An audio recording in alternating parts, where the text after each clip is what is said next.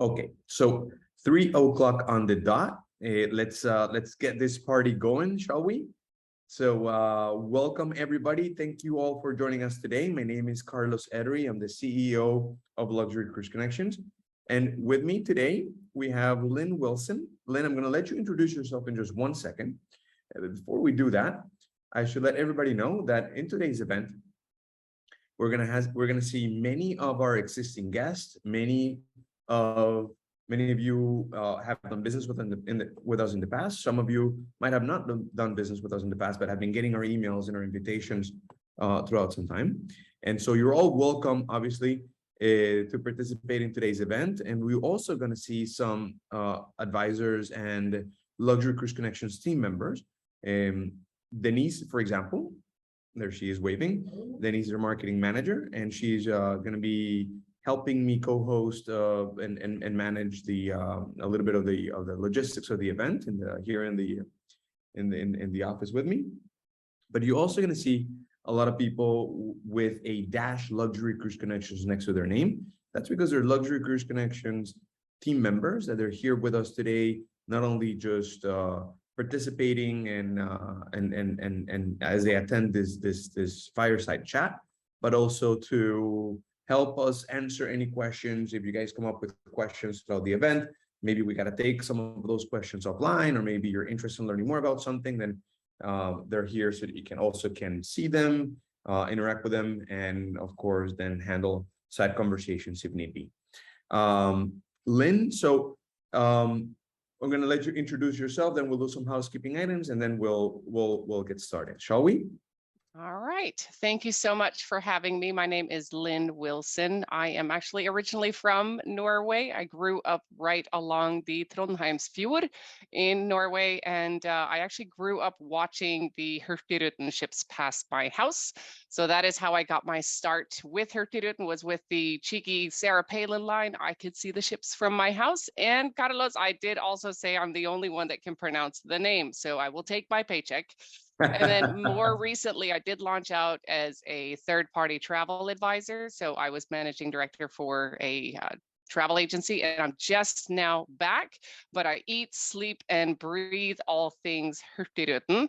And I'm excited to be here today and to answer any questions you might have. That's great. Well, thank you very much. And so for today's event, this is what we're going to do. We're going to literally are gonna see me and Lynn interact in the center of the screen, but you're all very much welcome, like I said before, to interact with us as well. So we are I'm sorry, we are going to allow you guys to unmute yourselves at any time if you guys feel that there's anything that you want us to put more emphasis on or talk more about, or there's a question that wasn't answered how you were expecting. Please interrupt us, let us know that you want to learn more about it, and then we'll be happy to kind of obviously go deeper into it. Also, if you don't feel like interrupting, that's okay too. There's a chat box at the center of your Zoom screen. I'm going to type hello. So you probably just saw a little pop-up come up at the lower end of your screen, and that is basically where you can also type questions and ask questions that we will then leave them there, and at the end of the presentation we will then go back and make sure we go through each one of them, okay? Also, for attending today's event, if anybody happens to get inspired and interested in learning more and maybe booking a Hurtigruten cruise very soon, we also have a very special consumer offer, an exclusive event offer for you guys that joined, a little extra incentive for those that attended and registered for today's event. So that you can book your next cruise, Hurtigruten cruise, and make that happen. So without any further ado, oh, by the way, also, as you guys know, this this event is being recorded. So feel free to, like, if at any point in time you feel you got to jump off or whatever, you will also get a copy of this event so you can finish watching it later, but also so that you can share it with friends or family. I know that many of you, if you're interested in learning about this, because you're interested in expedition cruising, expedition travel, and that means you probably have a lot of friends that you've spoken to about expedition travel as well. Feel free to share it. Let them know that they're more than welcome to obviously reach out to us as well, and we can help them plan their next cruise. So also, there's going to be some polls being pushed out like this. So we want to know who's on today's event. We want to know kind of which way to take the conversation, how to best interact with you guys. So throughout the event, as we see fit, we might push some polls like this. This one: have you ever done an expedition cruise in the past? In the past, I guess. So if you have, you hit yes. If you haven't, you hit no.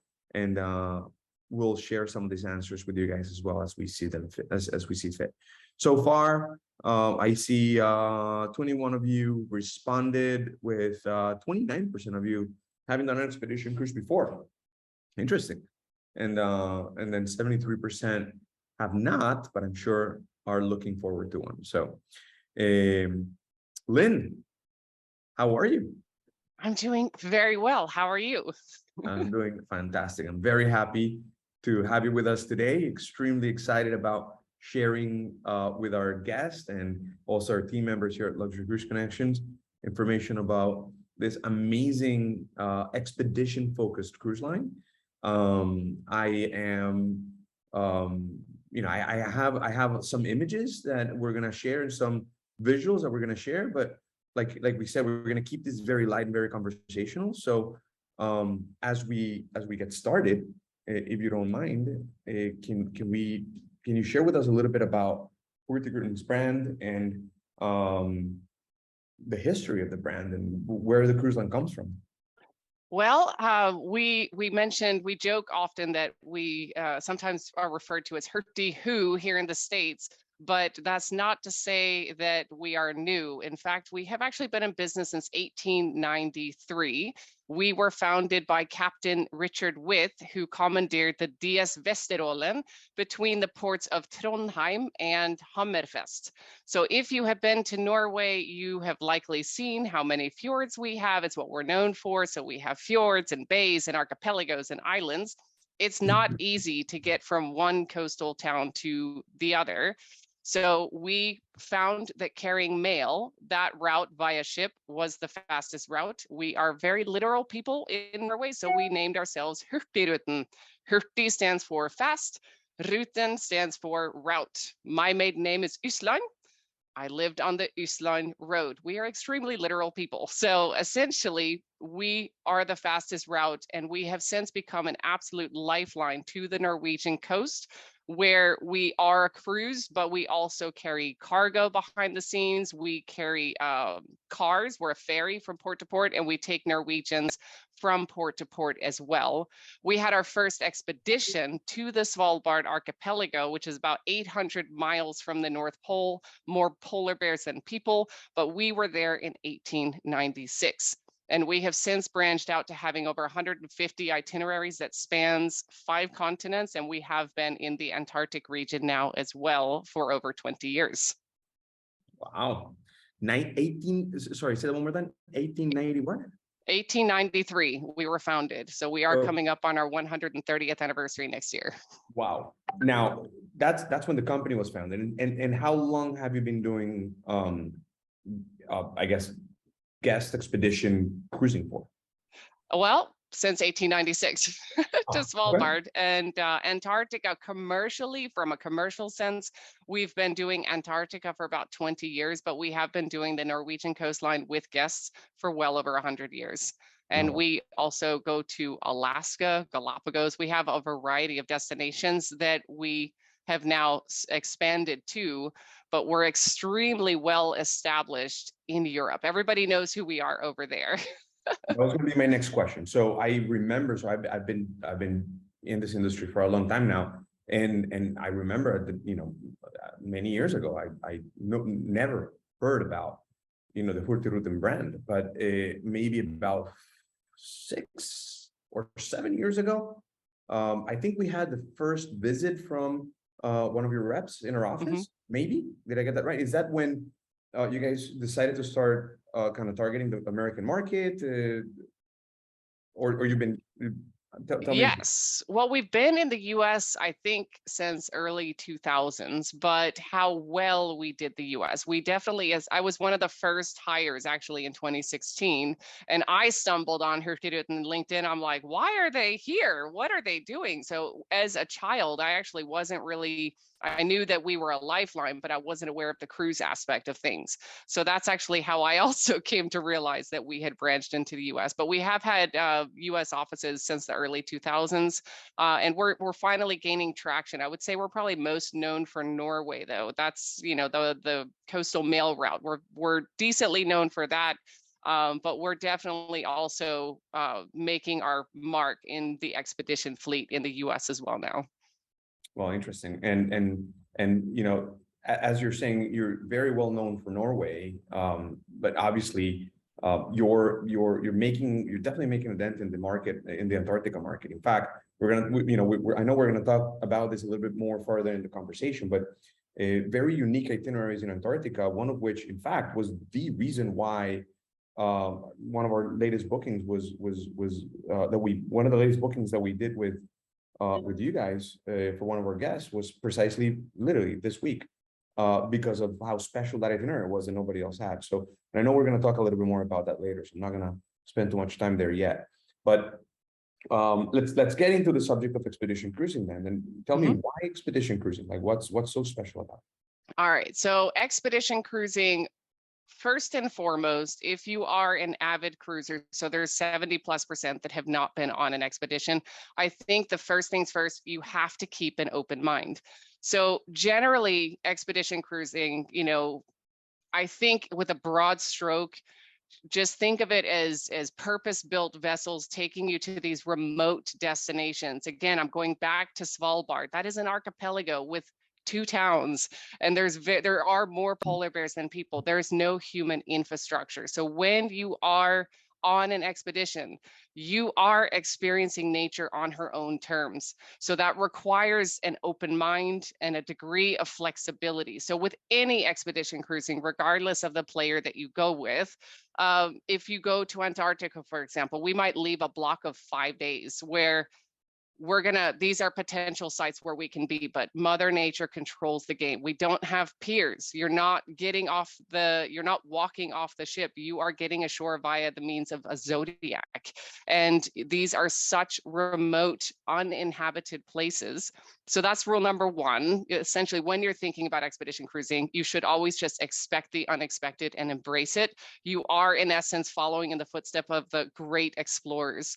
Another lane of expedition cruising in general is that there's smaller ships and there's not a lot in the way, especially not with us. We don't have the casinos or the late night entertainment or anything of that nature. There is a heavy focus on education.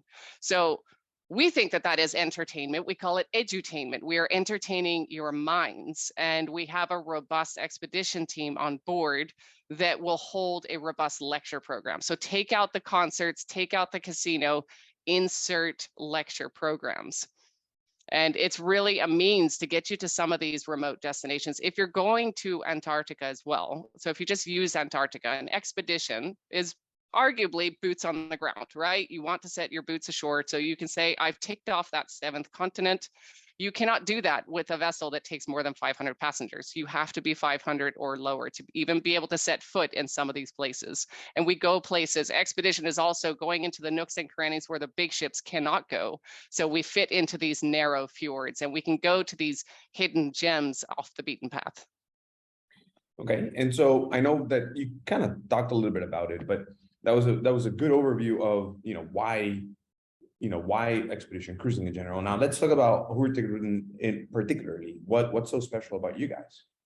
I would have to lean in immediately on our legacy there. So there's a reason I point to the history of 1893. Where is Norway? You have the North Sea. We've been going to Svalbard. These are our polar playgrounds. So we have decades upon decades of in-house know-how. We have been in Antarctica for over 20 years. We are very well established. Our ships are purpose-built for exploration. We, for example, depending on who you go with, you might have Zodiacs on the deck. We have built our ships to where we keep the Zodiacs in the hull of the vessel. We side deploy them. We have built the ships with safety in mind. So our tender pit actually folds down to sea level. So it's actually very sturdy to get in and out of the Zodiacs. We also have invested in the state-of-the-art science center. We have microscopes, we have bone clones, we have a science boat where the science coordinator will take you out to take water samples with the plankton net, bring it back, and then analyze those samples. So it is extremely educational in nature. And again, we are the most sustainable. So I think if you are looking to travel to remote destinations, but you want to do so sustainably and responsibly, you should be thinking Hurtigruten. We had the first hybrid electric vessels in the fleet, the Roald Amundsen and the Fridtjof Nansen.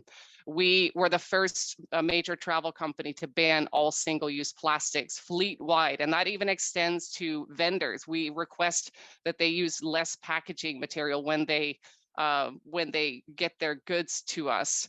We have a green stay program that for every day you opt out of having your stateroom cleaned, we will donate 50 euro cents to the Hurtigruten Foundation, which is a foundation solely in existence to fund eco-sustainable projects. And 50 euro cents doesn't sound like a lot, but here's where the hashtag comes in.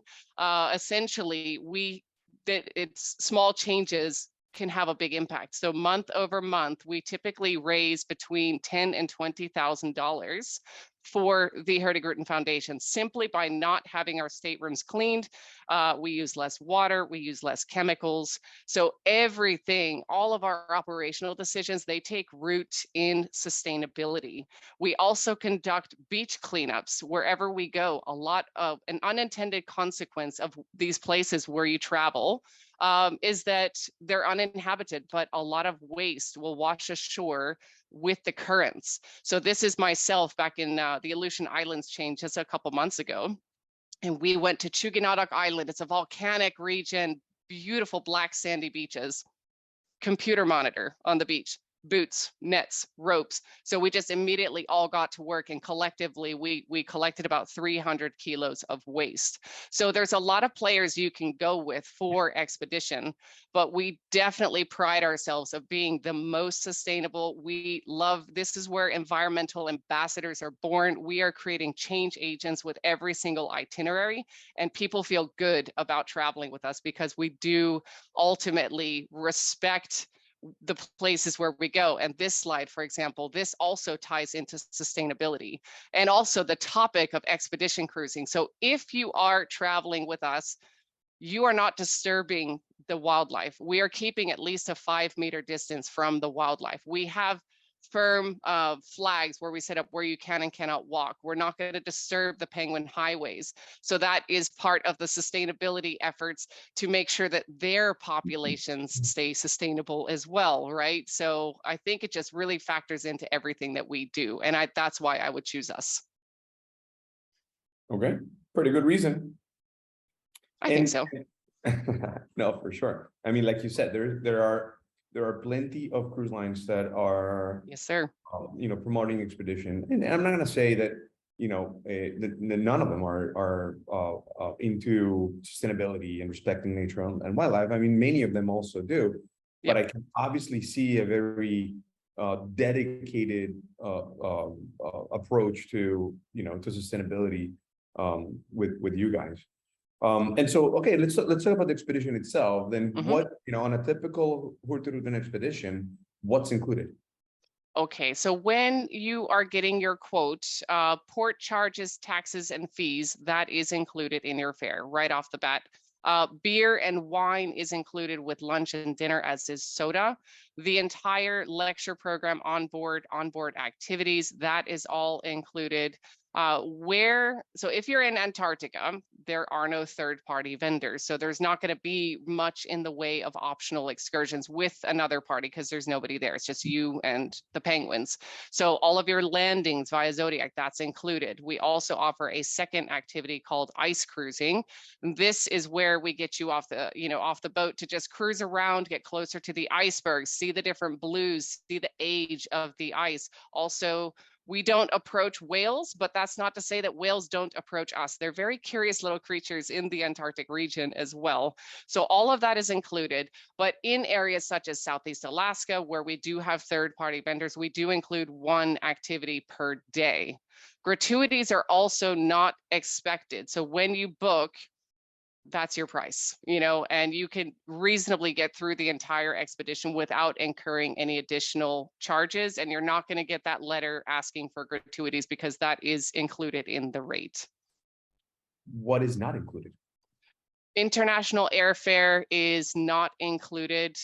We do have hotels and transfers and charters for select destinations. So if we're talking about Antarctica, our tour, for example, would start in Buenos Aires at the hotel. Once you're at the hotel, you are in our capable hands. We will charter you down to Ushuaia. We will get you to Antarctica. We'll get you back. We'll charter you to Buenos Aires. International airfare is not included. Travel protection is not included. Usually the transfer from the airport to either the pier or hotel is not included.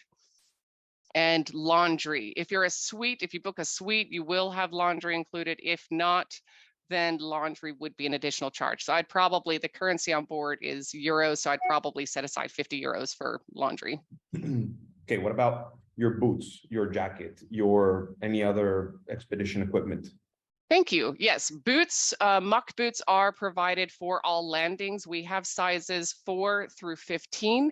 So this serves a variety of purposes. One, you don't want to pack the muck boots. They're knee-high boots. They're super clunky. So we provide those for use throughout the expedition. And I'll just go off on a slight tangent too, because it also tells you about the logistics. We are going to make you vacuum out your clothes for any seeds and foreign agents before you set your boots on the shore in Antarctica. The other reason we lend you the boots is because we do sanitize the boots before and we scrub them after each landing, because we also don't want to take sand particles from one landing site to the other. We will give everybody a reusable, I'm sorry, I went to the bottle. We give everybody a wind and water resistant jacket. It is not a parka. So it's important to remember we are in Antarctica for the Antarctic summer, and other polar regions were there in the summer as well. So it's not a parka, but with a few layers. So let's say I'm wearing this sweater right here. If I had a fleece over this and my wind and water resistant jacket over that, you're well insulated, ready to undertake your Antarctic expedition. We have trekking poles so you don't have to bring those, just take one from the landing site. We bring those ashore with every landing site, and you drop them off when you're done. We will sanitize those. And then everyone is given a reusable water bottle because we have the single-use plastics ban. So we do have water stations all throughout all of our ships as well. Interesting. What about not included excursions? What type of excursions could be an additional optional charge? For Antarctica, it would be kayaking, snowshoeing, and camping. So those entail more work. So those would carry an additional charge. For other destinations, it really depends, but we do try to have optional excursions for different activity levels. So we might have an included bus tour. We might have extended hikes. In Alaska, we had Bears of Annan, so we had bear tours. So there's a wide variety, and it's also destination specific. In Norway, for example, we might even have a dual port excursion where you hop off in one port, take a bus tour, and catch the ship in the following port. So it really depends on the destination. But I think the general theme is that we try to include optional excursions that will enhance the experience, but also factor in differing degrees of mobility. So if you want something less active or if you want something more active, we try to accommodate both. What is snowshoeing? Snowshoeing is where you put those, the big, whatchamacallit things on your boots, and then you give yourself more of a surface space so that you won't crunch through the snow. So this is typically made available in early season Antarctica. This is an Antarctic specific excursion. So you might go on like a little hike. I think, what is it from the movies? They look like the little tennis racket thingies or whatever, but nowadays they're like plastic. They're about 2 feet in length and maybe 8 inches wide or so. And you just slap them on top of your boots, and so that you stay on top of the snow and don't crash through. Excellent. I'm 6'1" too, so I could use snowshoeing because I would be heavy and go right to the bottom. Lynn, and so obviously one of the most important things about an expedition trip is, who's taking care of you throughout the expedition. And I mean, that really makes or breaks the expedition. So can we talk about a little bit about the expedition team? And then I'm going to go back Yes. to onboard amenities because I think that's important too. But I want to talk about the Yes, expedition. sir. Okay, so the expedition team, and you're absolutely right. I think the expedition team is the product, because right then and there, if you are taking an expedition, odds are good, there's probably a correlation there that you are a seeker of knowledge. You are going to learn, you're going to immerse yourself into an experience. So we have a robust expedition team fleet. We consist over 350 members worldwide, and we handpick our expedition team members according to their skill set and the destination. So I can give you an example of right now, Luciano. He is a Chilean naturalist. He is currently on board as the ship navigates the Chilean coast and is about to embark upon her first Antarctica expedition. I sailed to the Scoresbyson Fjord system in Northeast Greenland in 2016, and we had a guy named Marius. He was a Danish sled patrolman. So the only people north of Itokotormit, for example, it's just the Danish sled patrol that patrols the area. So we brought him on board to give us the backstory of these remote destinations we were going to. Anything ologist is on the roster: ornithologists, glaciologists, biologists, geologists, naturalists. We have photographers on board. So they are always out and about. We have specific blocks of time every day that we do wildlife viewing out on deck. The science coordinator often will be at the science desk for certain areas of time. And we do have the robust lecture program on board. So you have a Hurtigruten app, and every day you have the schedule, and we're going to have a robust series of lectures. And of course, again, I learned about sloths and howler monkeys on my Caribbean expedition here last month. And then while I was in Alaska, I learned about grizzly bears and salmon and brown bears. So it does vary. Antarctica would be penguins and albatross and seals and whales. So it does, the content will be curtailed to the destination you're experiencing. Okay. So now let's go back on board the ship and talk to me about onboard amenities. Okay, so onboard amenities, we do have a robust science center, which we addressed. All of our ships have 180-degree panorama lounges. And I think it's important to, again, set the expectation that this is actually a very quiet experience. It is just wonderfully relaxing. You can see the chaises up here. You can literally just sit up here, bring a book. Every afternoon, we have cake and coffee and tea between 2 and 4. We have lecture halls across the fleet because, again, we've built the ship not only for exploration, but also for your comfort. So when you step on board one of our ships, the ship is built for your comfort. Your cabin is your bedroom. The panorama lounge is your living room. The restaurants are your kitchen. Speaking of restaurants, we have a very lethal dessert buffet. So we do have fitness centers on all of our ships. And then the hybrid electric vessels have running tracks up top. So you might want to take a little walk after because we have these amazing dessert buffets. The bottom middle picture that you see here is the science center. And I saw a question, what sets you apart from the other providers? I think we're one of the few, if not the only, that would have this robust science center on our ships with the microscopes and the science boat. So it has a very, very deep degree in science. And we've built our ships accordingly.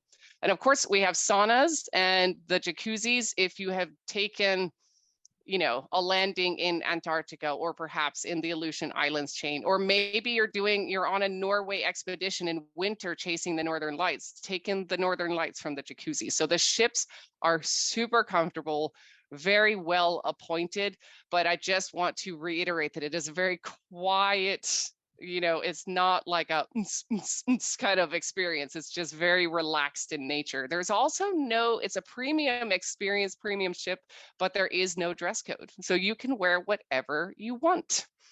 So just throwing that little tidbit in there. There you go. Okay. So, I mean, we talked about the expedition team, talked about the onboard amenities. Now let's talk about the onboard activities. Like what goes on. I mean, we talked about the in-depth lectures and so forth, but is there anything else regarding what goes on that you want to talk about? Yes, so we have the lecture program that will all take place, and you can stream those to your cabin as well. The bedding is very comfortable, so I have taken in a lecture or 10 from my bed. But we have fun activities. We'll have rope knotting activities. We'll have postcard painting activities. We have, oh gosh, cloud, we do citizen science projects on board. So we'll do data tracking for third-party organizations. Happy Whale, for example, we take pictures. We partner with eBird to find bird species, track clouds. So there's lots of that engaging content.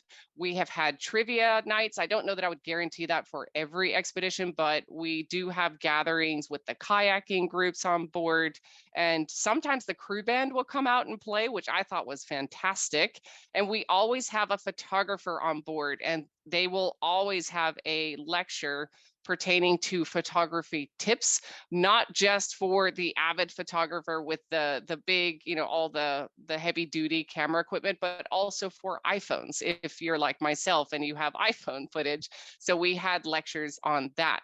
And we also have evening chats where we get to know the expedition team. On my Alaska expedition, there was AJ Burr. He literally grew up rehabilitating bears in his house. And it's probably the most just entertaining evening chat that I have ever witnessed. So there's always something going on, but it's always going to have root in some form of education or arts and so on and so forth. Let me touch on photography just a little bit. Many expeditioners are very much into photography. In fact, there's one of your competitors out there is very famous for having a very robust photography program. What's your like? How much emphasis do you guys put in that? Is that your thing? Not necessarily your thing? Tell me a little bit about it. It's funny. We used to have a photography program years ago, and I don't know if we just haven't rebooted that since COVID. I can say that our photographer is very hands-on. He's always out and about.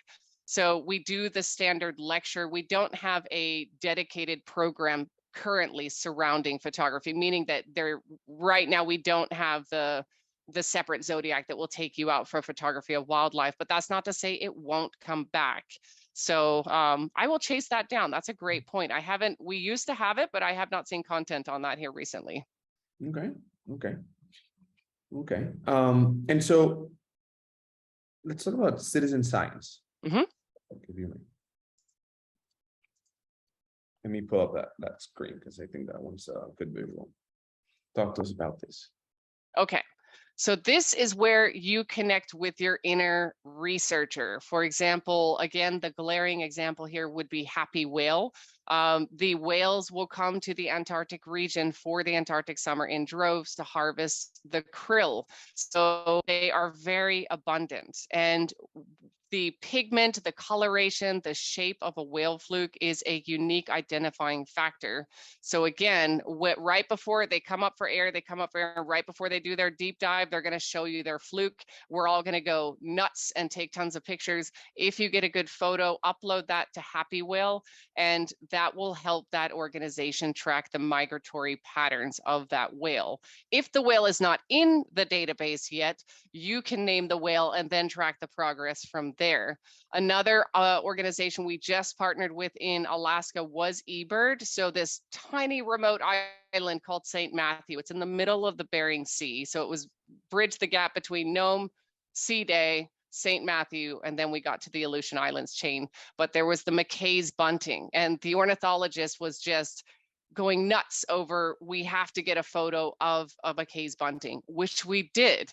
And presumably for that organization, I'm thinking, I'm not a scientist, I am more of a linguist if anything, but essentially it helps that organization basically know that, yes, there's still a population of the McKay's bunting. On my most recent expedition, we were partnering with the Globe Cloud Observer and taking photos of clouds and such. We had the Secchi disc that we employed. Essentially, it's a white disc. It's attached to a measuring tape.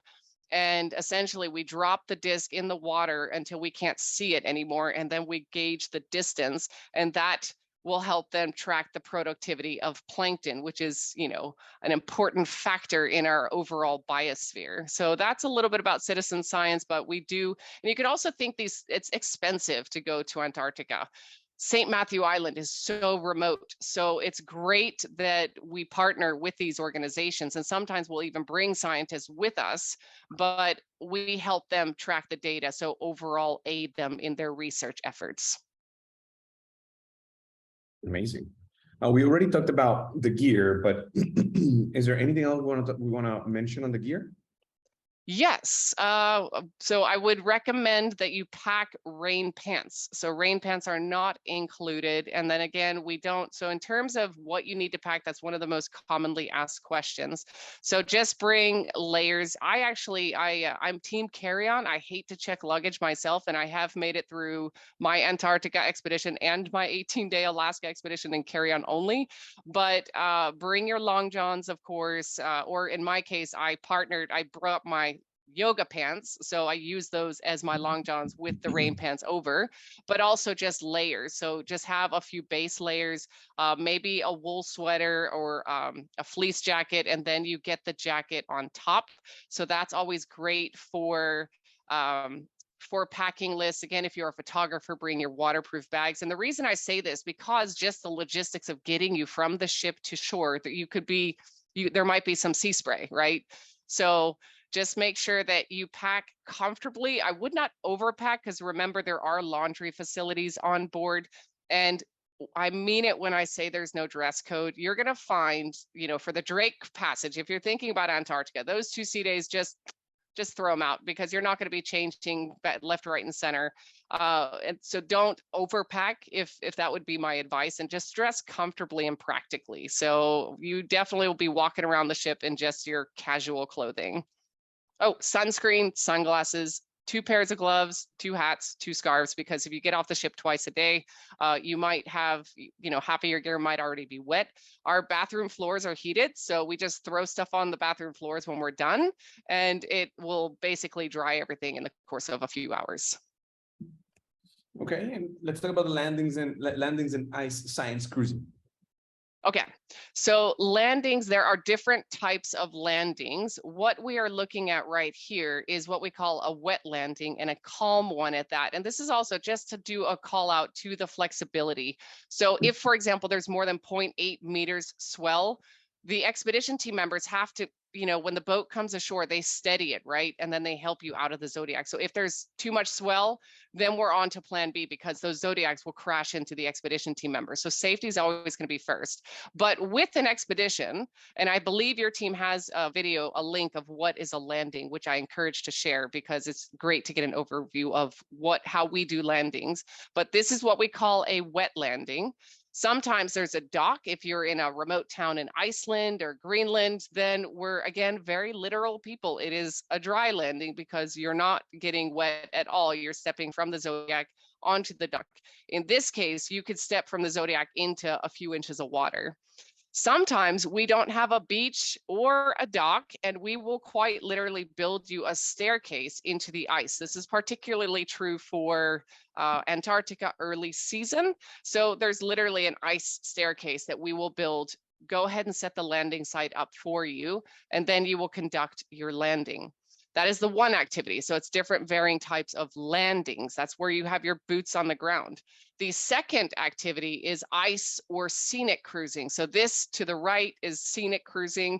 To the, in a different one, it would be basically going up to the icebergs, again, where the whales will come and they'll breach. You can see the seals, you can see the penguins in the water.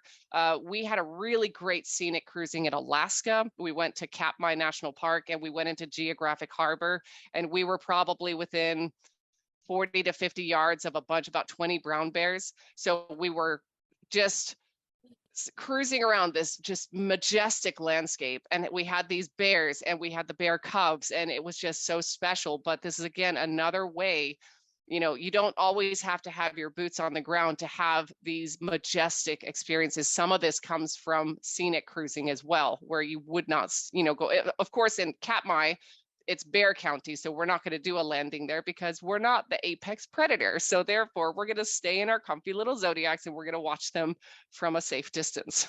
But that's essentially what landings and ice and scenic cruising is. Okay, and so obviously the whole getting on and off the zodiac is its own, its own process. And I understand you guys have a little bit of a special way of doing it. So talk to us about this. Yes. Okay. So this is a mobility question. If you are thinking about, is an expedition right for me? We now know that an expedition, it includes a zodiac because there's no human infrastructure. So the next question is, how hard is it to get in and out of zodiacs? This goes back to the point where we purpose build our ships for expedition. So you can see here the tender pit folds out to sea level, and we have little things on the side here that we will moor the zodiac alongside. So the zodiac driver will say where he or she is. We have at least one staffer on the tender pit, and with each zodiac that comes up, another staffer will hop into the zodiac. We do what we call the sailor's grip, and we will help you into the zodiac. As soon as you are in, you sit down, and then you're sliding around to your respective seat in the zodiac. Once we have the allotted members in the zodiac, we will take you ashore where 3 to 4 expedition team members again will be there to steady the zodiac. And depending on how calm it is, they might have just a simple little staircase thing that you can walk down on, or you're going to sit, spin around, and then just hop off the zodiac. And again, sailor's grip will have at least 1 or 2 helping hands on shore side. So when you get to shore, the entire expedition team has already made it ashore. They have set up the landing site, and the whole process is quite literally set up with your safety in mind. So if there's crazy swell, we're probably not even going to open the tender pits, right? So, but they're very sturdy. So it's so easy. If you can navigate stairs with ease, then I'm confident that you can also get in and out of the zodiacs with the help of our staffers. Of course, I am not a medical professional. This is my personal opinion. So make sure that you do check with your physician as well. Okay. And by the way, guys, I do see those questions come in. I will go back and address all of those questions one by one. So just so you know, I'm not just ignoring it. Okay, I will go back and address them. I love that you guys have questions, though. I love an active audience. Yeah. This is the best thing.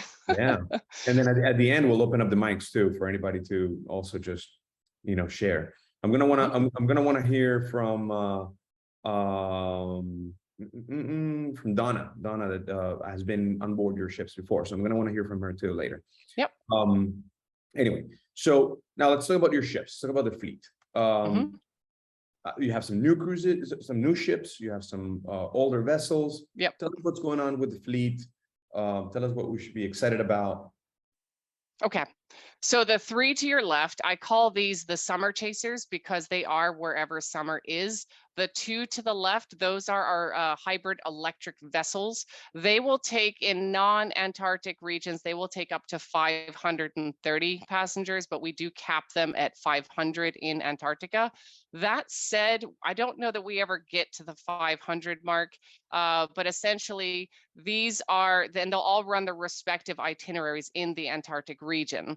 The MS Fram has been doing Antarctica now since 2007. She is our category 1 smaller vessel, so she will max out at 200. So if we're just talking about Antarctica, so the Fridtjof Nansen will typically do the 12-day peninsula and back itinerary. So that is just the Antarctic Peninsula going back. Roald Amundsen does Falklands and Antarctica. That's a 16-day itinerary. The MS Fram in the middle there, she will do a 23-day itinerary, Falklands, South Georgia, and Antarctica. Go ahead. You said category 1. Yes, sir. Explain that a little bit. Category 1 is up to 200 passengers. So you would then have access to more than, I believe, 25 landing sites. And I think that there were some questions about the logistics. How do you land everyone? Because in Antarctica, you can only land 100 people at a time, right? So the MS Fram can average up to 2 landings per day. And when you sail to South Georgia, I believe you cannot go there if you take more than 200 passengers. So that's category 1. Category 2 is, which is what Fritjof Nansen and the Roald Amundsen fall under. That's between 201 and 500 passengers. So this would be where you would have access to around 25 landing sites throughout, and we would average probably 1 landing per day, but we have the second activity, ice cruising. So we do aim to get you off the ship twice a day. So we would split the group into 2 groups of, let's say we did have 500, our goal would be to split the 250 first to do their landing in the morning, while the other 250 is doing their Zodiac cruising. And then in the afternoon, the goal would be to switch. So giant disclaimer that Mother Nature controls the game and weather can change, but that is the goal. So that's category 1, category 2. Right now, these 3 ships will be in the Antarctic region until March. And then they're going to reposition back to the Northern Hemisphere for the Arctic summer. The MS Spitsbergen, she will max out at 180 passengers. She's relatively new, acquired by us in 2016, 2017. Her name is MS Spitsbergen, so she is named after the island Spitsbergen, which is the largest island in the Svalbard archipelago. So naturally, she lives in Svalbard in the summer months. So she will do Spitsbergen Island as well as full Svalbard circumnavigations. And then she also does Scottish Isles in the spring. Then we have the MS Maud, formerly known as Midnattssol. So she used to go to Antarctica, but right now she does primarily Norway expedition. And she was built in 2001 across the fjord from where I grew up in Fosenberg. But she will also do in-depth Iceland and Greenland and even some Svalbard in the summer. So in the winter, she will be chasing Northern Lights in Norway. And in the summer, she'll be doing other Arctic destinations. And then finally, we have the Santa Cruz. She will take 90 passengers, and she is our designated vessel in Galapagos. So we've partnered with Metropolitan Touring. They've been down there for 65 years, and we do 3 different Galapagos itineraries year round on those ships. Okay, and David, I'm seeing your questions. I'm seeing everybody's questions. I'm going to go back and address all of them in just one sec. Before we move away from talking about the fleet, your first 2 to the left, which I'm not even going to attempt to pronounce at this point. You can say Nansen and Amundsen. How new are they? They're 2020, 2021? 2019 was the Amundsen, and she's the hybrid electric vessel. She is the first of her kind. The Fritjof Nansen is a twin ship. So if you have been on the Roald Amundsen, you will know what the Fritjof Nansen looks like. So these are hybrid electric vessels. I don't know all the ins and outs of the science of it all because I am not an engineer or a scientist, but they are hybrid electric vessels. They do run, I think they can run up to 40 minutes at a time on battery power in complete silence. So they were purpose built, again, back to the whole sustainability. So these are sustainable ships with the purpose of exploring responsibly. But these are larger vessels. So the smallest cabin type, if for those who've sailed with us before, you would say that our Norway coastal cabins are efficient, shall we say. These cabins will be a different experience because the smallest one is going to be around 200 square feet. So 200 to 250. We have double occupancy cabins. We have quad cabins. So it's great for families. And 50% of the cabins, if you know us, you know that we're not known for balconies. But on these 2 ships to the left, the Roald Amundsen and the Fritjof Nansen, 50% of the staterooms have balconies. We even have corner suites that have private jacuzzis. So it's extremely well built, very comfortable, beautiful premium ships. Which leads me to my next question about the fleet. There's obviously different types of product, both for the northern and southern regions. Yep. And your product seems to have a little bit of a variety in terms of the delivery, in terms of the premium, the level of premium of the experience.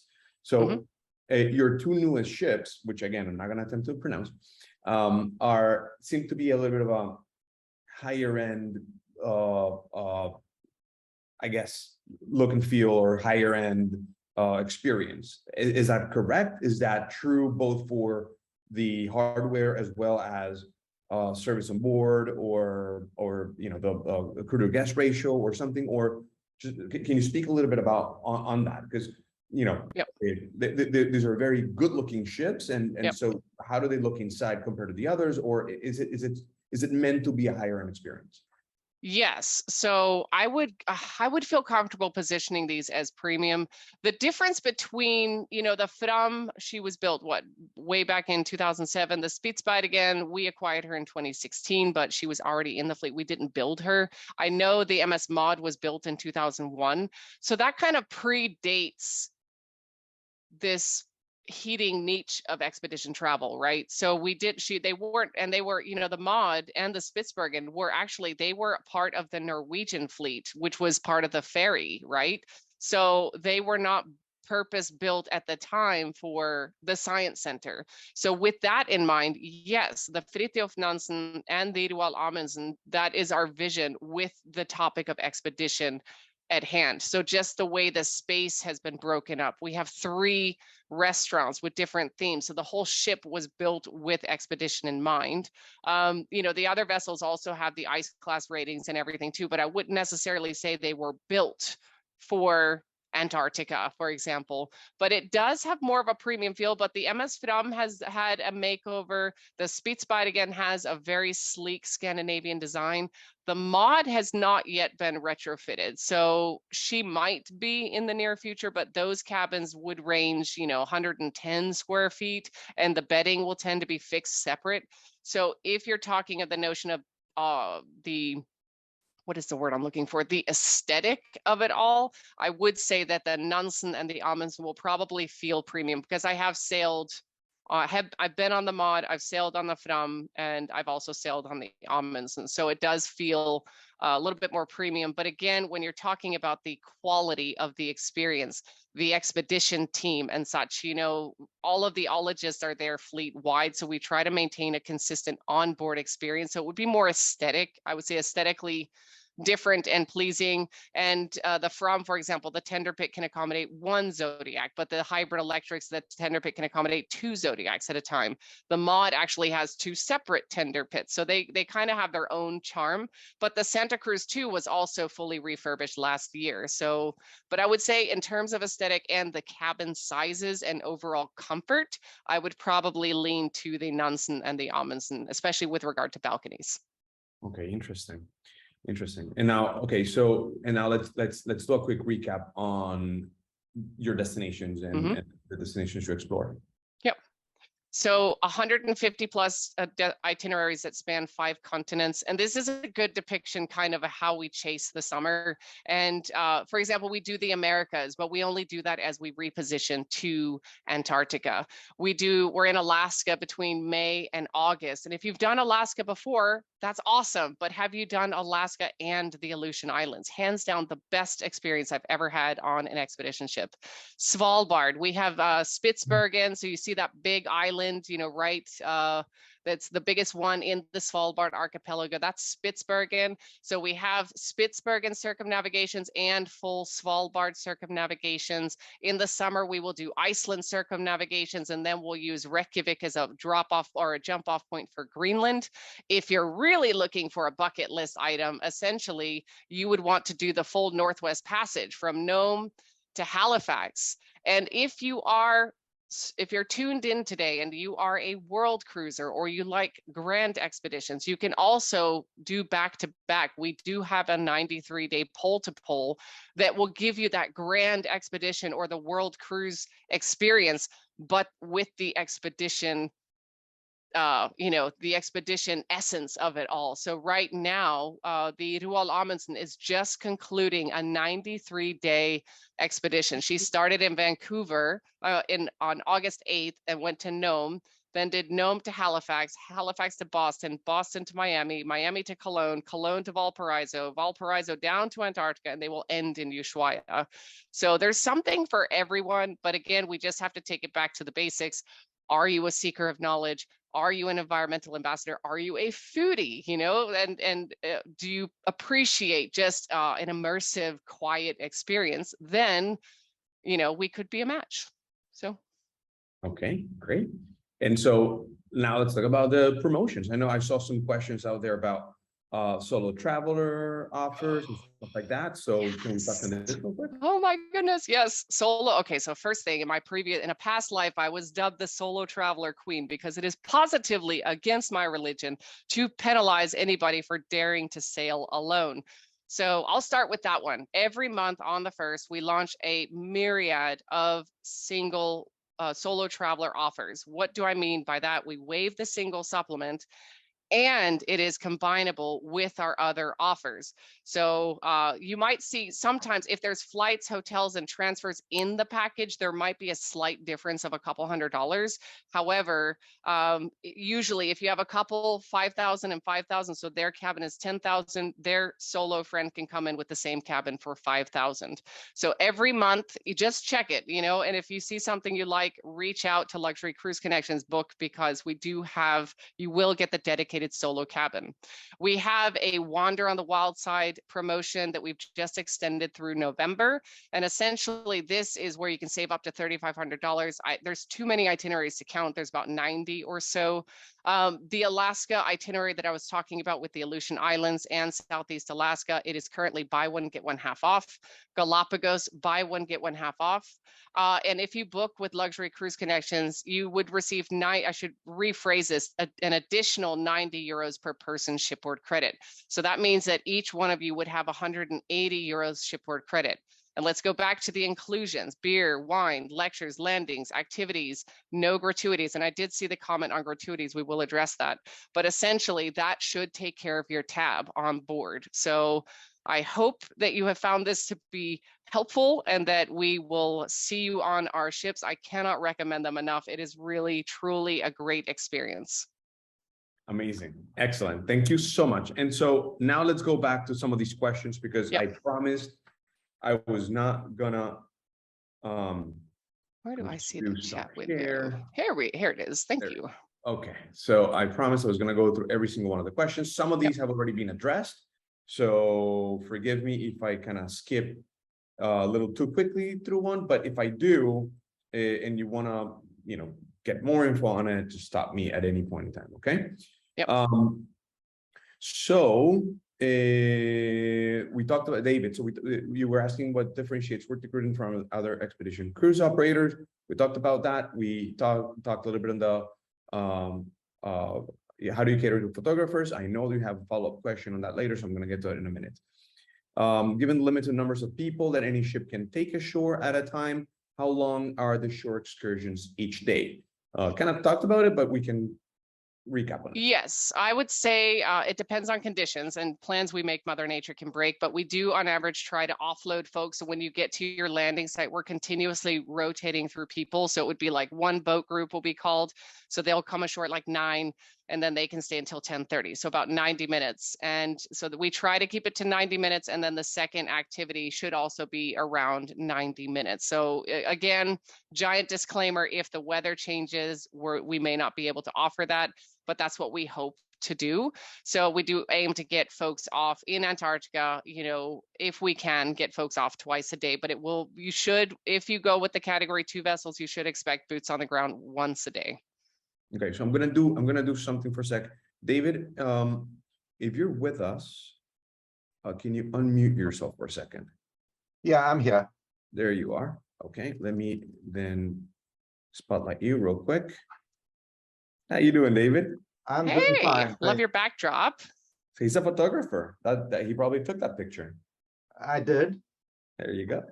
So I wanted to bring you on real quick because your follow-up question had to do with that. I mean, and Lynn just mentioned 90 minutes per activity. Do you want to share with us a little bit? I mean, you've Yeah, sure. Talk to us what you're on the expedition that I went to, not with your cruise line, because I didn't know about you at that time. We were like 340 passengers total. Yep. And so we were broken up into like 4 or 5 groups. And I found that by the time you get onto land, get set up, it's almost time, and now you're rushed to take pictures. you know, nature doesn't always cooperate with you. Correct. You have to wait for the right moment. Yep. So the hour and a half was kind of a struggle. Mm-hmm. I felt like it would have been nice to be there, you know, 3 hours.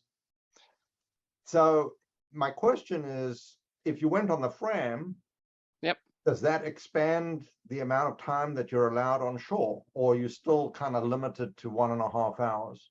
No, I think that's a hard question to answer because I think every landing site is different, but I would tend to err on the side of caution and say no. I don't think that you would average more time ashore, because keep in mind the difference between a category 1 and a category 2 is 1 landing versus 2 landings per day. So we're essentially trying to offload folks in half the time so that we can sail to the next landing site on the From, right? So with that, we're not going to be in the same port from start to finish throughout the entirety of a day. I don't know. I've sailed to Antarctica with a different company as well, and even it was no more than 90 minutes. So I would be interested. So maybe I will bring that up, that, you know, maybe we do a photography charter or group or something to where we cater to photographers, and so that you can stay ashore for longer. So thank you for the idea, but I don't know that I would commit to longer times even on the From, but that is a great point. That's not to say we won't do it, but we're just not currently doing it. That's fine. I appreciate the feedback. If there were enough photographers, I think you would find they'd be flocking to you to spend more time on shore. Yeah. It's just that, you know, people want photographers who are serious about it, and I'm one of them, want to get the best shot possible. And when you're rushed, that doesn't always make it easy. Correct. Yes, Well, I totally respect that. If And you have a so, lot of but just to photographers- clarify, on the Fram, you do actually get 3 hours on shore a day, but they're in 2 different locations. Yes, giant disclaimer, weather controls, but in a perfect world, yes, I've been that we there, try I to get you ashore understand. twice. Yes. I was down there, I went kayaking at 8 o'clock in the morning, Yes, sir. which was fabulous. And then the wind came up and they basically had to get everybody back on board. Yes. And Yep. so I did the kayaking, but missed the landing. Yes. Yes. So you know what to expect, and I know that's great. exactly But what yes, to so the 2 expect. landings, we would hope to get you ashore for longer periods. David, here's an idea. If you have a lot of friends that are photographers, let's get them together and we'll put together a charter for you guys. See, now you're just threatening us with a good time. See, he just has all the solutions. Thank you, David. Thank you very much. Thank you. I want to address the tipping question from Donna. I think it was. I want to ask. I want to, if I may. I want Donna. Can you? Are you here with us still? If you can, you unmute. Totally. Yes. Hi. How are you?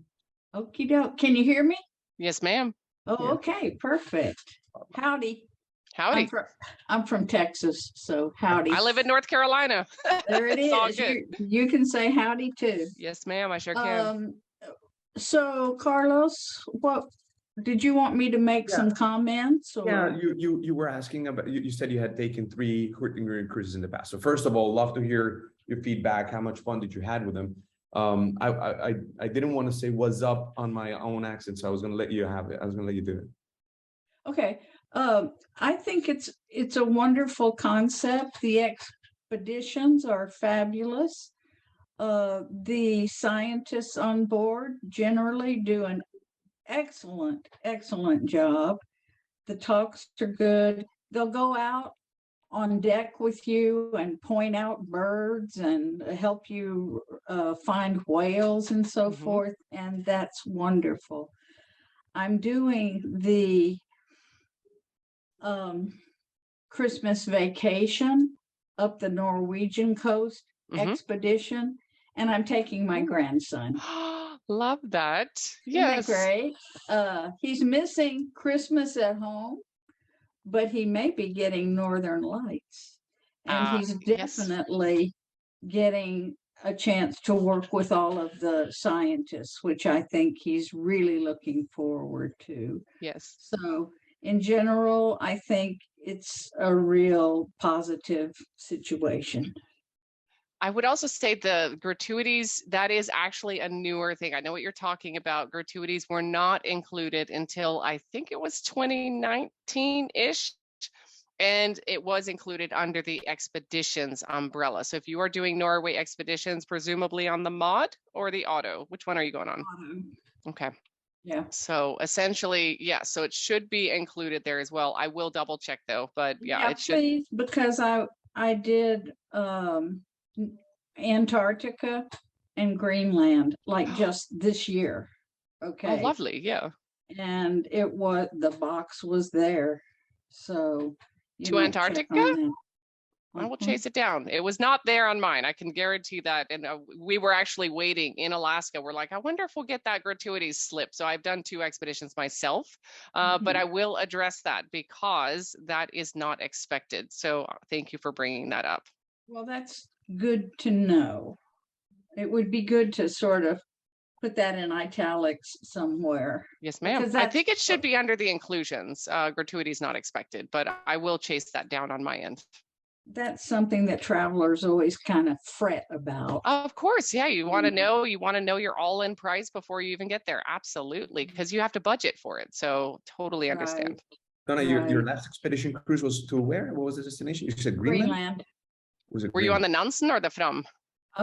Nansen. Oh, lovely. So you've already been there. So you can speak to the ship. She's a beauty, isn't she? Oh, wow. Yeah, absolutely. Yeah. The ships are fabulous. The Nordic style, simplicity, like you said, it's all very quiet.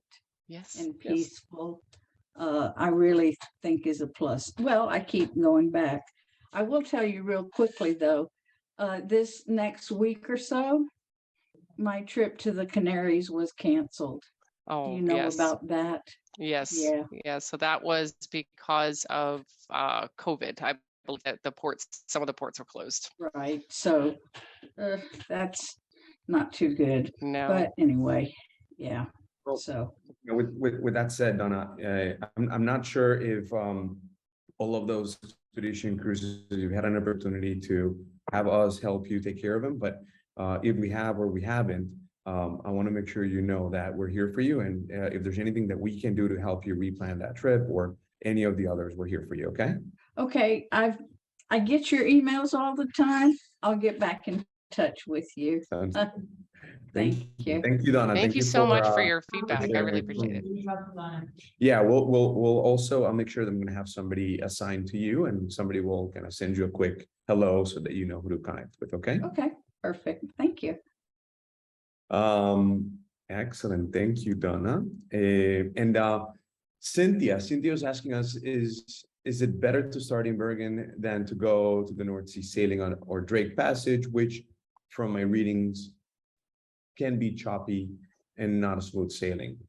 Cynthia, you with us? You still with us? I think she's no. Okay, but I do want to answer that question so that when she gets the recording, she can get the answer. Sure. So you're either going to get the Drake Shake or the Drake Lake. It is what it is. I mean, it's you can have a rough crossing. I don't want to sugarcoat it. I am, again, hashtag no angry calls. So I like to be as brutally honest. Wherever you go, you can always encounter rough seas. So Bergen is a totally different, that's the Norwegian coastline. That is different logistically in the fact that we've been sailing those waters for so many years. We know exactly when we're going to be out to open waters. So in that instance, we might make an announcement. If you're prone to seasickness, you might want to take some seasickness remedies. But similar to if you go to the Drake Passage, this is the crossing that you have to, it's a rite of passage to get from the mainland to Antarctica. All I can say, I've crossed the Denmark Strait and we had a tropical storm. So there was a crossing. It was quite rough. It wasn't my favorite experience, but when I got to Greenland, it was all forgotten. So what I can say is just prepare accordingly. If you are prone to seasickness, bring the remedies. Rest assured that the cabins are very calm. Book a midship cabin, maybe book a cabin that has a balcony so you can get fresh air. So there are things you can do, but as opposed to the Drake Shake or Drake Lake, it's just if I knew that, I would be in the business of, you know, forecasting, I guess. There you go.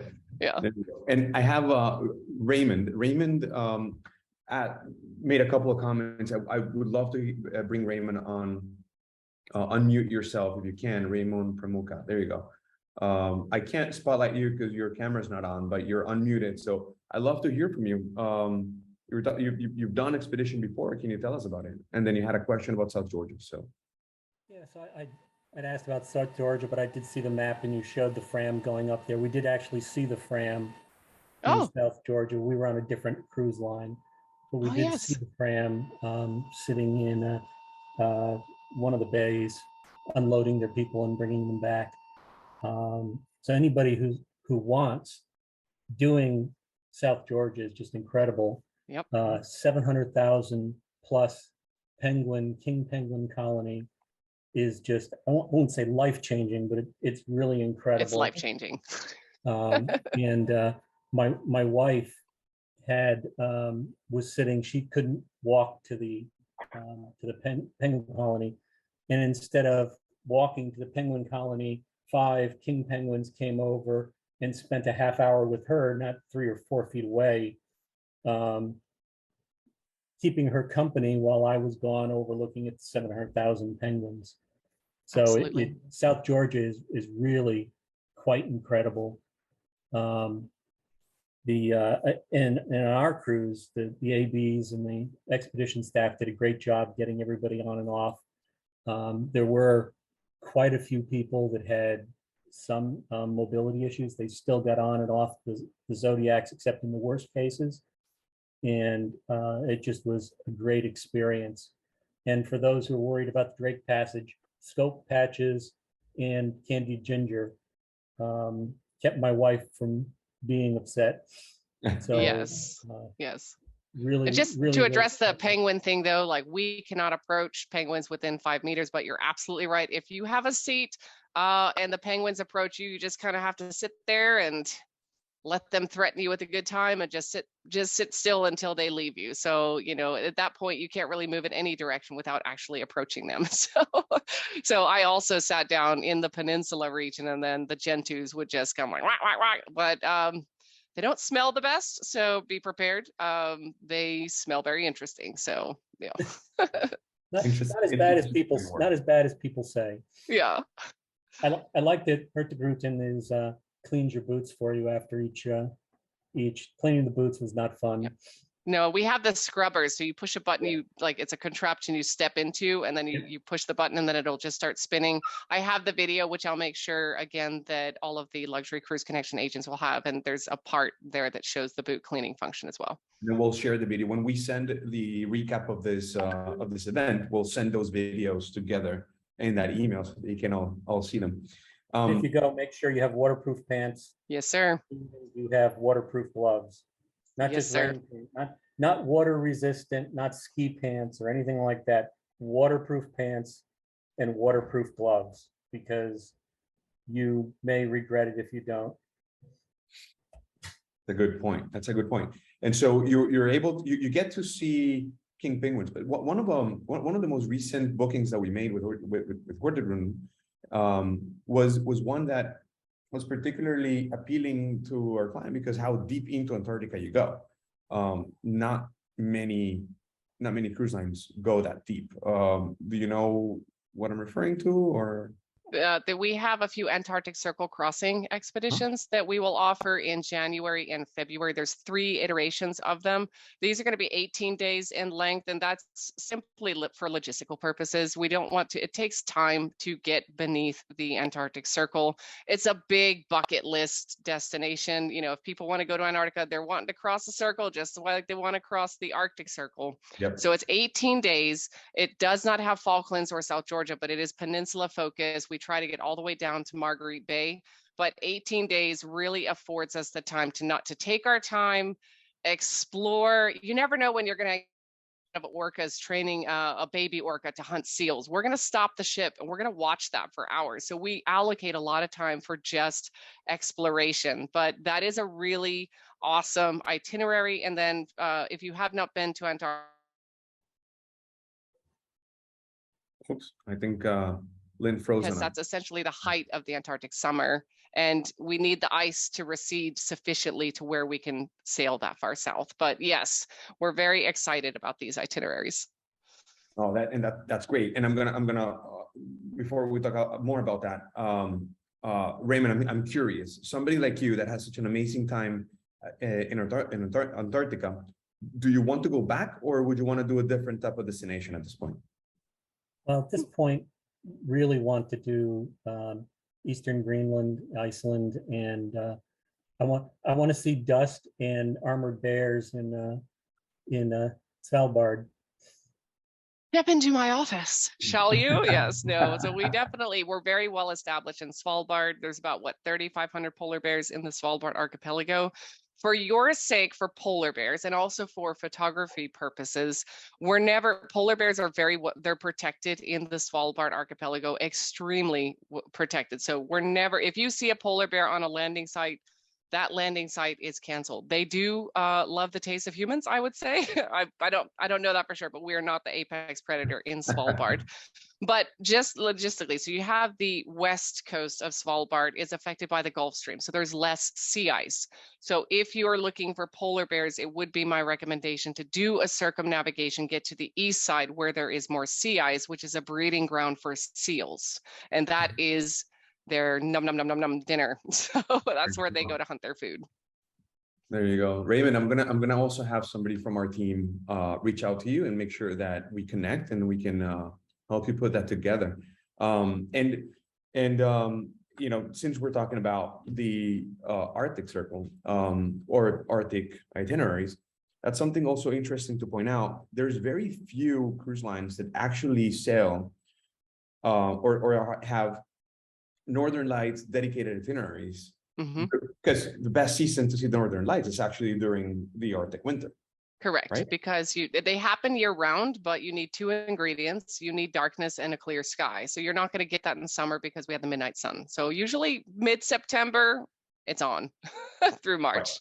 Right. But then you go exactly. So basically anybody traveling throughout November or December, which is very, very cold. And that's why very few cruise lines do it. You guys actually have itineraries that specialize on Northern Lights, correct? Oh, yes. And there's no such thing as bad weather, only bad clothes. Just FYI, that's a Norwegian saying. You're welcome. But we do, I mean, we're Norwegian. We're from Norway. So, and if you Google the Aurora Oval, I'm sure you guys are aware, but if you look at the Aurora Oval forecast, you can actually see where the Northern Lights are going to drop. Northern Norway frequently falls underneath that oval. So we do have awesome Northern Lights itineraries. And when you are along the coast of Norway, you are in our house, so to speak. You know, we are so well established in Norway. I am confident we do it best. I'm going to go ahead and be a little bold in that statement. From the cruise lines that I know that do Northern Lights itineraries during the Arctic winter, you guys are the one that I would, for those true hardcore expeditioners, you guys would be the one that I would recommend. There's a couple of other options, but they're not so hardcore expedition oriented. Yes, and we also have a Northern Lights promise. So, and I'll just preface that we're not in the business of giving away free cruises, but if there are no Northern Lights occurrences on several of our Northern Lights offerings, you would be afforded a 6 or 7 day cruise the following season free of charge. Let me spell out the fine print because I don't like fine print. It is if there are no occurrences, we will make an announcement. So you might have a nice little meet cute in your pajamas out on deck at 3 o'clock in the morning. But if you miss that announcement, there technically has been a Northern Lights sighting. So just to call that out, that if there are no occurrences, if the captain or there's no notices on the bridge, there's no announcements, there would be a free cruise in it for you. So, but naturally, that's, you know, what is the saying? The house always wins. I mean, we're very confident. We wouldn't say that if we were not confident that the Norwegian or that the Northern Lights would come out to play. There you go. So don't go there counting on a free cruise. But you would get one if there are no occurrences, but we think you're going to see them. That's it. And so for solo travelers, I just want to get to this question real quick. For solo travelers, do you have any particular activities to get them to know each other and connect with each other, or not necessarily? You just let them be? We let them be, but they do gravitate towards one another. So we do meet each other via lectures, and there's activity. I would just say sign up for activities. you know, like the postcard painting, or you get to conversing in the zodiacs on your way ashore. You on sea days, you know, you'll just kind of congregate in the Explorer Lounge talking about all the wildlife that you've seen. So there are opportunities to meet people, but there's not an organized program for solo travelers, although that's not a terrible idea. So that's another one I will take back and propose to our product. Excellent, excellent.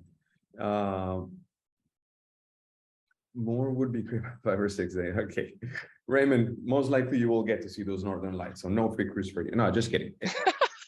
Hopefully you actually get to see what you were there to see.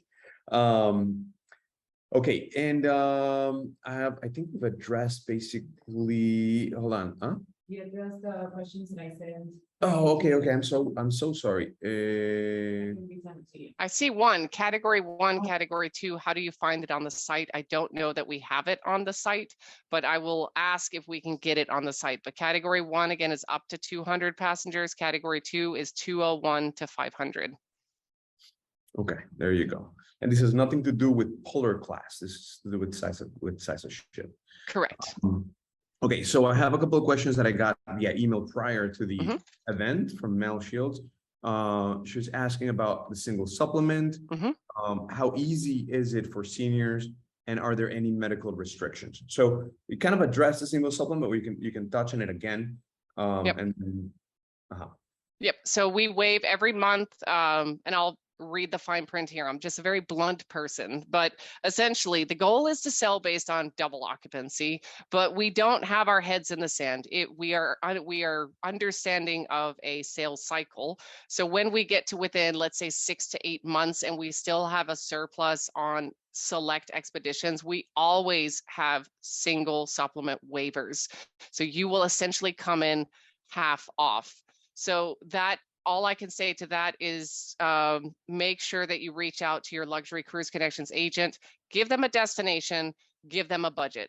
That's all they need. They will do the work. They will check the site every month on the 1st, and they'll let you know, and they're not going to spam you. They will let you know when we have something in your range.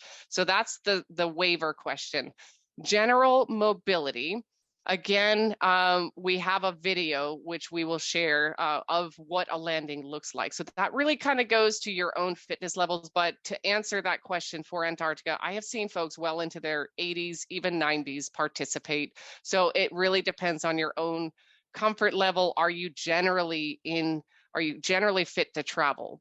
Some of our itineraries do require a medical form. The Antarctica is that destination because it takes 2 sea days to get there. There is no human infrastructure. So if there's a medical emergency, we're talking about a medical evacuation into a Chilean airstrip in the peninsula. So we want to make sure that you are just generally fit to travel. So there is a medical form associated with that destination, also for our Northwest Passage, because that is another remote. So make sure you ask your advisor if there's a medical form associated. It's not daunting. It's literally, there's no legal liability on your doctor's end. We just want to make sure that you're in reasonable good health to travel, and it's for your safety. If you have stage 4 cancer, you should not be going to Antarctica. So it's just, but in terms of general mobility, our ships are so well built and the tender pits are so sturdy that it is also fit for folks. Even I've seen people with canes, you know, they'll bring their cane in the Zodiac. We will help you into the Zodiac and we will help you out of the Zodiac. But of course, you have to have a certain level of fitness. So it's not, we do have accessible cabins on our ships, but if you are wheelchair bound and you're going to Antarctica, it is with the understanding that you will not be making a landing because, you know, it's not accessible. So that would get in and out of your bathtub. You can probably get in and out of Zodiac. I'm going to steal that for a future sales pitch. Thank you, Carlos. I'm like, stolen. I'm going to get back to you in just 1 second. I received a private message. Susan, I'm so sorry to put you on the spot like this, but I know you're such a special client to Javi. He speaks about you so much. If you may, can I unmute you for a second? Susan McCormick. If not, I'll just She's trying. Okay. Let me see if I can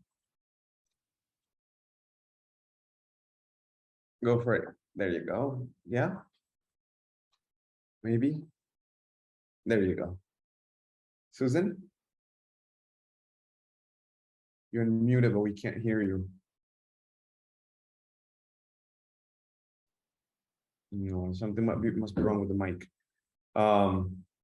Sorry, we can't hear you, but I'm just gonna go ahead and say, just read what you wrote. It's okay. I'll read what you wrote. She said, we were on one of their Fjord 6-night cruises, and it was before the Northern Lights itineraries were out. And we saw the Northern Lights 5 of 6 nights, and some nights we barely slept. It was so amazing. So anyone that goes will in good hands. I can be a great reference for them. Susan she's Javier, who's also here in our event.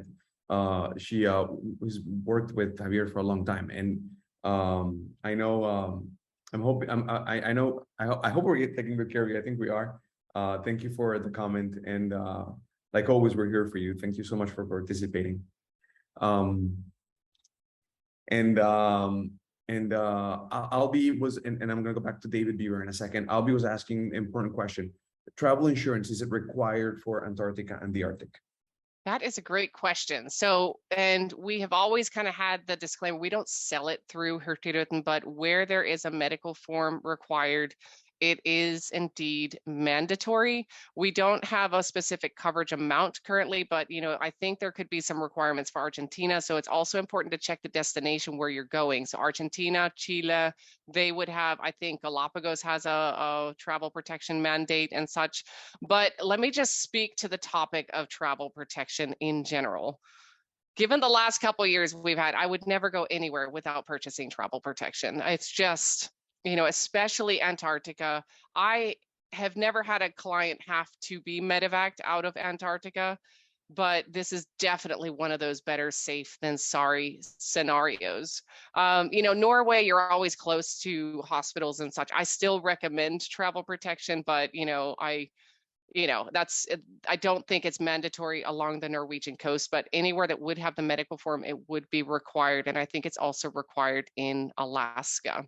So in our experience, there are some restrictions for Antarctica where you have to have, I don't know if they're particular to the cruise line or the destination, but I'm pretty sure it's mandatory for most cruise lines going down to Antarctica. Yes, medevac is, and I do think it is cruise line specific. I think that some require 200,000, some require 100,000, some include 500,000. So I think that is that's the one scenario that you just never want to have to be faced with. And it's just better to be safe than sorry, to be quite honest, especially with regard to Antarctica, because it takes 2 days to get there, so it's not like you're not island hopping from one place to the next. It takes a while to get there. So you want to make sure you're better safe than sorry. But we do tend to stay within 8 hours sailing distance of the strip, I believe, except for maybe South Georgia and such. I don't know that, but the peninsula region, we do try to stay within a safe distance of, an airlifting strip or what have you. Okay, good to know. And David also, one of our beloved clients, has been, with us at JC, takes really good care of him for quite a long time. He's asking, is there a licensed doctor and how many medical staff is there on Category 2 ships? Yes, all of our ships have a doctor, a licensed doctor, and then I believe we have 2 nurses, and we do have a medical facility on all of our expedition vessels. Okay, David, does that answer your question? Do you have any follow-up question to that? That's the same for Cat 1 and Cat 2, so that's the same across the board. Okay. That answers my question. Yes, sir. Thank you. Thank you. I love it. You guys are so just well-rounded in travel. This is awesome. Well, Lynn, a lot of the people that you see today or that you're hearing today, many of them have been doing business with us for a long time. Many of them have booked expedition cruises with us in the past, some just classic cruising, and are interested in doing expedition.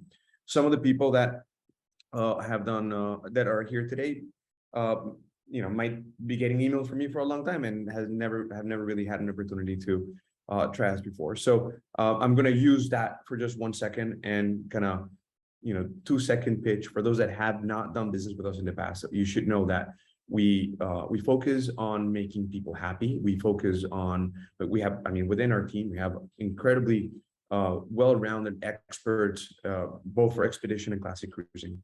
And we live for making travel dreams come true. We obviously focus on the higher end spectrum of the market, but what that means is we just understand that clients, most of our clients have an expectation of service, expectation of, they have a very high level expectation for planning their trips, and we're here to make that happen very seamlessly. Not only do we have experts that will help you plan your cruise and literally every single detail of it, but there's a concierge team behind the scenes that will help you take care of every single detail after you actually book the cruise, like your transfers or your pre or post, or your flights, or your visas whenever you need them, or insurance if that may be the case. Whatever it is, we have an entire team behind the scenes that really helps our advisors that usually help you book the cruise, help you and them put everything else together. So obviously having an incredible relationship with Hurtigruten, being part of the Virtuoso network, gives us a level of relationship that allows us to work magic for our clients and really just make sure that everything is elevated from the experience, from booking experience to your travel experience, and everything in between. And because of this relationship with, for example, Lynn, we can make sure that everything is not only well taken care of, but that if there's at any point in time an exception that needs to be made, or a special little thing that needs to be taken care of, this is where this relationship really becomes useful, and that's where our advisors will reach out to Lynn and say, hey Lynn, I have this very special client that needs this little thing, can you help us out? And we usually make that happen. Just want to kind of use those 2 seconds to share with you guys a little bit, for those that don't know us yet, a little bit of what we do. I ran out of questions and we're a little bit over time, and I want to be very respectful of everybody's time. Lynn, is there anything else that you want to share with our audience today? Anything else that you want to share with us before we let you go? I really just appreciate the opportunity, and I totally second what you say. I know you have a robust team of quality advisors. I've been at your office. The number of just on point questioning, the line of questioning, your team gets it.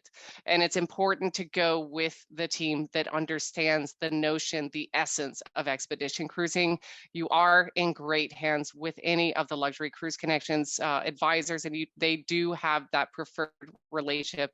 So I really appreciate this opportunity. I love that so many good questions. I have goosebumps. I'm just geeking out over here. I hope we can get you all on board, and I hope that you found this to be helpful, and I just really appreciate the opportunity. But yes, I hope you all work with Luxury Cruise Connections moving forward, because they're just a great team. Excellent. Thank you so much. Thank you very much for the endorsement. All right. Well, I guess that's it for us, right? If nobody has any more questions, I want to thank everybody for being here today. I want to, of course, make sure that you know that we're here for you. Know that if you have any follow-up questions, or maybe in an hour from now I remember this, I forgot to ask, don't worry, just send us an email, reply back to the email invitation you got. We'll get that email.